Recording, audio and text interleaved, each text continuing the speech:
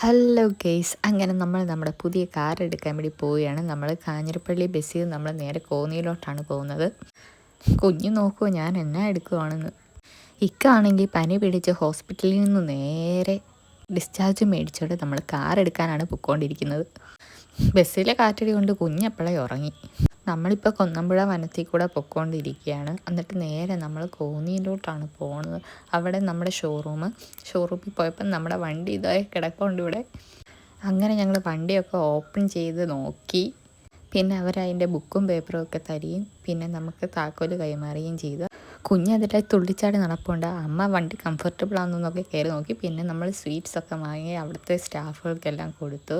അവർക്കും നമ്മുടെ സന്തോഷം പങ്കിട്ട് അവൻ ലഡുവും തിന്നുകൊണ്ട് ഇതിൽ നടക്കുക.